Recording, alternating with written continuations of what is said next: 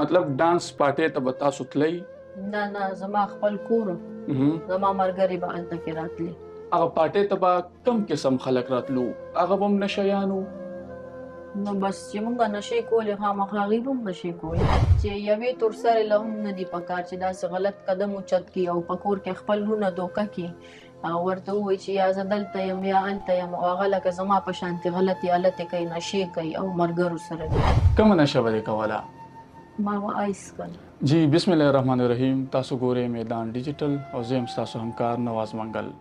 ګرانو کتونکو، د خیبر پښتونخوا په سیمه باندې هر کوڅه یا هر ښار هر سیمه د نشې ککړ هغه ځوانان هغه پیغلې په دې کې اخته دي. خو نن هم موږ ستاسو یو داسې خورکې سره خپرونه ده چې هغه هم په دغه نشې په دغه مرض کې ککړه ده او د هغې د ژوند مخکې څنګه او اوس چې کوم د هغې علاج روان دی هغه څنګه دی. دره توی چې ستاسو عمر څومره دی؟ زما 25 سال. کومه نشه به دې کوله؟ ما به آیس کړ. آیسو باندې څنګه راواوړې دي؟ چا راواړولې؟ چا دله درکړه؟ د کیسه راته وکړه. بس زما مور چې مړه شوه اوس موږ یوازې پاتې شوو د هغې د غم نه. څو کاله دي دغه دا نشه وکړه؟ نه یو 2 میاشتې مې کړې ده. ښه، نو چې کله به دې آیس درته په اسانه میلاوېدو؟ ملګري به مې وه. بس خلک دا هم وایي چې یاره آیس کله خلک وڅښي نو دې کې د دې دماغي توازن هم کار نه کوي. نو ستا د دماغ خپل کیفیت به څه چې کله به دغه دا نشه به دې وکړه نو لازم خبره ته خو به کور کې وي که نه، چېرته خو به وتې نه. اوس بس سیټ شوې یم. څنګه دي هسپتاله پورې څنګه راورسېدې؟ بس ملګري سره به وم. زه چې دلته رالم زه ډېره زیاته خرابه وم. اوس الحمدلله ډېره زیاته ښه یم. صحیح ده. د دې چې دی نو زموږ ډېر زیات خیال ساتي. لکه ټیک ده. ستاسو واده شوی دی؟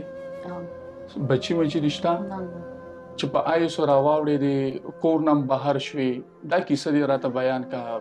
دا هغه وخت بیا څنګه بهر تیر کو په دغه نشه کې؟ لکه بس ښه وخت نه وي که نه، او ډېر بیکاره وخت وي. بیا به چېرته اوسېدې؟ زما خپل کور و، هلته به اوسېدم. ټیک ده. نو دې دوران به ته چا باندې کولې نه یا خپل خپلوانو یا رونو دا څیز به تاسو ته په اسانه ملي؟ زما رونو ته پته نه وه ځکه چې ما ځان له کور نیولی. ها، نو دې کې ډېر خلک وي هغه پارټیانې ماټیانې هم کوي. نو تاسو هم د دې طرف ته تللي وې، الله در باندې رحم وکړو، که دا هم راته لږ ووایې. کړې مې دي خو بس اوس روان الله تعالی رحم کړی دی. مطلب ډانس پارټي ته به تاسو تلئ؟ نه زما خپل کور و زما ملګري به هلته کې راتلي. هغه پارټي ته به کم قسم خلک راتلو؟ هغه به هم نشیانو؟ نو بس چې مونږ نشې کولې خامخا هغوی به هم نشې کولې.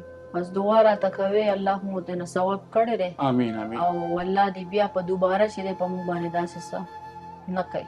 په دې کې هم کله ناکله داسې سخت وخت بیا راتلو یا تیر شوی دی ځکه چې په دې څیزونو خو د حکومت هم ډېرې سختې پابندیانې یا د پولیسو د دې طرف نه کله داسې شوي دي چې تاسو پکې تاڼه تحصیل هم لیدلی؟ نه شکر دی.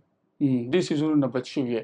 نو څه پیغام به ورکوئ چې دا تاسو کم خپل ژوند ته وکتل واقعي خبره ډېره زه دا سخته؟ وایم چې یوې تورسرې له هم نه دي پکار چې داسې غلط قدم اوچت کړي او په کور کې خپل ورونه دوکه کړي او ورته ووایي چې یا زه دلته یم یا هلته یم او هغه لکه زما په شانتې غلطې هلطې کوي، نشې کوي او ملګرو سره وي.